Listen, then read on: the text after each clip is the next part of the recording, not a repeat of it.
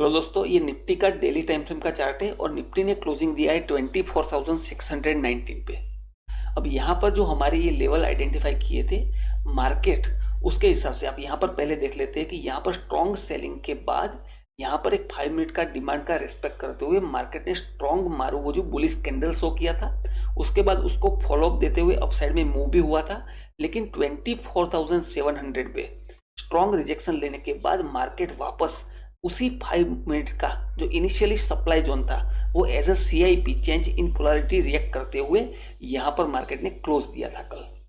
अब ऐसी कंडीशन में मार्केट यहाँ पर आज जो ओपन हुआ था इस कैंडल, दोनों के कैंडल के सेंटर में आप मेजर करोगे इसको तो ऑलमोस्ट दोनों के सेंटर एरिया में मार्केट ओपन हुआ था। ठीक है, तो ऐसे केस में जब मार्केट ऐसे एरिया पे जब ओपन होता है तो यहाँ पर दो कंडीशन है यूजुअली प्राइस एक्शन के हिसाब से देखी जाती है। क्या, यहाँ पर मार्केट स्ट्रॉन्ग मोमेंटम के साथ अपसाइड में इस कैंडल की हाई की लिक्विडिटी ग्रैब करता है या फिर इसका ब्रेकआउट भी कर सकता है, नंबर 1। लेकिन ब्रेकआउट से ज्यादा यहां तक की लिक्विडिटी ग्रैब करने की कोशिश कर सकता है मार्केट इजीली, लेकिन ये मोमेंटम के साथ होना चाहिए, मोमेंटम के बिना नहीं। वैसे ही सेम टू सेम यहाँ पर ओपन होने के बाद इस कैंडल के लो की लिक्विडिटी भी ग्रैब करने के चांसेस उतने ही होते हैं, लेकिन दोनों केस में यहाँ पर मोमेंटम के साथ में लिक्विडिटी ग्रैब होती है। यहाँ पर स्लो बिहेवियर नहीं होना चाहिए। अगर ऐसा नहीं होता है तो मार्केट यहाँ पर साइडवेज रहने के चांस ज्यादा है। और आज आप देखोगे तो एक डोजी कैंडल अपर साइड से सेलर और डाउन साइड से बायर दोनों ने मार्केट को इनडिसीजन वे में क्लोज किया है। अब यहाँ पर आप स्मॉलर टाइम फ्रेम पे देखते हो तब आपको पता चलेगा। पहले मैं वो डिस्कशन कर लेता हूं, उसके बाद कल के लिए हम एनालिसिस भी करेंगे। देखो यहां पर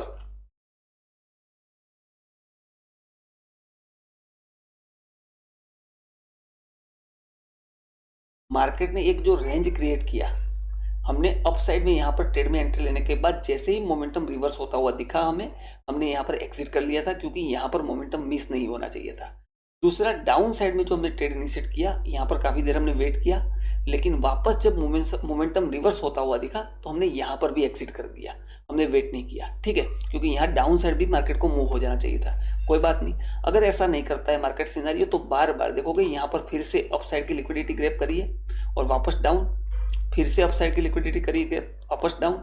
ऐसे करते करते मार्केट ने एक रेंज के अंदर पूरा फर्स्ट आप देखोगे ऑलमोस्ट 1233 तक पूरा फर्स्ट सेशन जो है वो इस रेंज के अंदर मार्केट मूव हुआ है, तो इसे हम साइडवेज रेंज ही बोलेंगे। उसके बाद आप सेकंड सेशन या सेकंड हाफ देखते हो तो यहां से फिर से उसी लेवल की रेंज के अंदर मार्केट ने मूव किया है। ठीक है, तो हमने यहाँ पर अपसाइड के लिए भी अगर मोमेंटम होता है तो उसके साथ में हमारा स्कैल्पिंग मोमेंटम वाला जो फर्स्ट ट्रेड होता है उस सेटअप के हिसाब से हमने यहाँ पर मोमेंटम ट्रेड प्लान किया था। अगर यहाँ पर कई लोग सोचते होंगे हमने कोस्ट टू कोस्ट एग्जिट कर दिया, ठीक है, अगर आप यहाँ पर कोस्ट टू कोस्ट एग्जिट नहीं करते और स्टॉप लॉस भी आप डिसाइडेड लेते हो तब भी वो आपका वैलिड सेटअप भी माना जाएगा। डाउन साइड में भी अगर आपने ट्रेड लिया है दोबारा तो वो भी वैलिड ट्रेड है। और अगर यहाँ पर भी मोमेंटम के मिस होने पे पूरा स्टॉप लॉस अगर आप पे करते हो तब भी वो कोई प्रॉब्लम वाली बात नहीं है। लेकिन जब आप बहुत बार ऐसे सेटअप पे ट्रेड करते हो, जब आपको ऐसे लेवल आइडेंटिफाई करने आ जाते हैं, बहुत ज़्यादा प्रैक्टिस हो जाती है, तब आप कभी कभी कोस्ट टू कोस्ट एग्जिट करने का डिसीजन ले सकते हैं। लेकिन अगर पूरा स्टॉप लॉस भी अगर किसी ने यहाँ पर पे किया है तो वो वैलिड है, उसमें कुछ भी गलत नहीं है। अब हम बात करते हैं आज के लिए, तो इसको मैं फिर से 1 आवर पे मूव करता हूं। पहले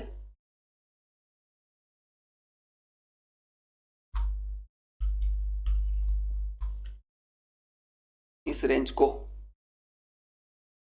हटा देते हैं। यहां पर क्या प्राइस एक्शन आपको क्लियरली दिख रही है? नंबर 1, यहां से बाइंग कंडीशन बनी हुई है, क्लियरली दिख रही है। तो यहां पर ये स्ट्रॉन्ग बाइंग मूव, यहाँ डबल बॉटम के बाद बाइंग मूव बना है और ये बहुत ही स्ट्रॉन्ग बाइंग मूव है। बाइंग मूव के बाद मार्केट ने यहाँ पर रिट्रेसमेंट मूव दिया है और ये जो डिमांड थी उसका भी रेस्पेक्ट करते हुए मार्केट ने अप साइड का मूव दिया है, लेकिन इस हाई को ब्रेक नहीं किया है। तो सबसे इंपॉर्टेंट ये हाई रहने वाला है कल के लिए, इंपॉर्टेंट लेवल। अब रही बात यहाँ पर ट्रेड कैसे कर सकते हैं, तो उसके लिए कल एक्सपायरी है, तो यहाँ पर आपको वैलिड तरीके से यहाँ पर प्राइस एक्शन को ऑब्जर्व करना होगा। यहाँ पर फिर से मोमेंटम ट्रेड प्लान करना होगा। दूसरा, अगर मार्केट इस रेंज में ओपन होता है तब की बात है। मान लो मार्केट ओपन यहां पर हो जाता है, तो यहां पर आप अपसाइड का मोमेंटम ट्रेड प्लान नहीं कर सकते हो, यहां पर ट्रैप होने के चांस ज्यादा है। फिर से आपको जैसे हमने ट्रेड प्लान किया था वैसे ही ट्रेड प्लान करना पड़ेगा, क्योंकि ये एक इंपॉर्टेंट सेलिंग जोन है। तो ऐसे गैप अप ओपन हो जाता है तो क्या होगा, जैसे आज गैप अप ओपन हुआ था तो पहला ट्रेड ऑलमोस्ट खत्म हो चुका था। तो वैसे ही अगर फिर से यहां से गैप अप ओपन हो जाता है, मान लो यहां तक मार्केट ने मूव दिखाया आज, यहां पर क्लोजिंग देते हुए यहां पर गैप अप ओपन हो जाता है, तो उस केस में ये पूरा बाइंग ट्रेड हमसे मिस हो चुका है। अब यहां पर फिर से हमें प्राइस एक्शन को वॉच करना होगा, या फिर मार्केट बड़ा गैप डाउन ओपन हो जाता है इस लेवल के नीचे, तो ये वापस साइडवेज जोन है। तो जब तक इस लेवल का ब्रेकडाउन या इस लेवल का ब्रेकडाउन हो ना जाए तब तक हम ट्रेड प्लान नहीं कर सकते। तो स्मॉलर टाइम फ्रेम पे आज एनालिसिस करके बताता हूं कि आज का जो इंट्राडे प्राइस एक्शन था उसके हिसाब से हम कल कैसे प्लान कर सकते हैं।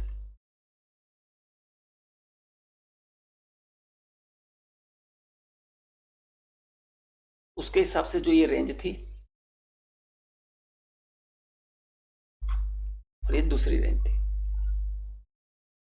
अभी तो मार्केट यहां से डाउन साइड में ही क्लोज हुआ है, क्लियरली दिख रहा है, जब तक इस रेंज का ब्रेकडाउन ना हो जाए। तो यहां पर ऐसी रेंज पे अगर इस रेंज का ब्रेकडाउन भी होता है तो उसके बाद एक बाइंग साइड का मोमेंटम देखने के बाद ब्रेक होता है, तभी जाके हम मोमेंटम ट्रेड प्लान कर सकते हैं, उससे पहले नहीं कर सकते। और उसे रेंज ब्रेकडाउन ट्रेड बोल सकते हैं। और एक्सपायरी के दिन अगर मोमेंटम में ट्रेड मिल जाता है तो वो बेस्ट होता है एज ऑप्शन बायर के लिए, ठीक है। सेकंड, अप साइड में भी अगर ये अप साइड में ब्रेक करता है तो यहाँ पर भी हमें रिट्रेसमेंट चाहिए। अब यहाँ पर प्रॉब्लम क्या है, अपर साइड में जो 24,700 का लेवल है वो बहुत ज़्यादा इंपॉर्टेंट है, और यहाँ पर सिर्फ और सिर्फ 30-40 पॉइंट का रेंज बचा हुआ है। तो यहाँ पर दोनों केस में ये रेंज का ब्रेकआउट या ब्रेकडाउन अटेम्प्ट कर सकते हैं, और दोनों ट्रेड रिस्की हो सकते हैं। कल एक्सपायरी भी है, लेकिन यहाँ पर आप एक चीज कर सकते हो, प्रीमियम को क्लोजली वॉच कर सकते हो। यहाँ पर जब एक्सपायरी के दिन आप ट्रेड करते हो तो प्रीमियम का हाई आप मार्क करके रख सकते हो, और प्रीमियम की जो प्राइस एक्शन है उसको वॉच करते हुए ट्रेड प्लान कर सकते हो।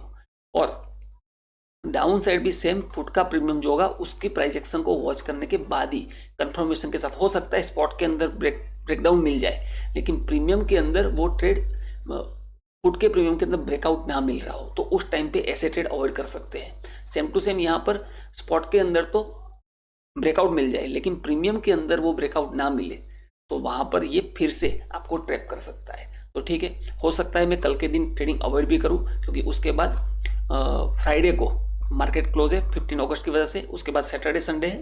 तो ठीक है, आप वीकेंड एंजॉय कर सकते हो। अगर कुछ भी डाउटफुल लगे तो आप ट्रेड अवॉइड कर सकते हो, बेस्ट तरीका ये है। तो ठीक है दोस्तों, अगर मैं कल ट्रेड करूंगा तो जरूर उसका वीडियो अपलोड करूंगा, और अगर ट्रेड प्लान नहीं करता हूं तो कोई प्रॉब्लम नहीं है। आप भी एक्सपायरी सेफ तरीके से ट्रेड करना चाहिए। उसके बाद जो वीकेंड है, लंबा वीकेंड, उसमें कुछ लर्निंग लेने की कोशिश करनी चाहिए, ना कि ओवर ट्रेडिंग।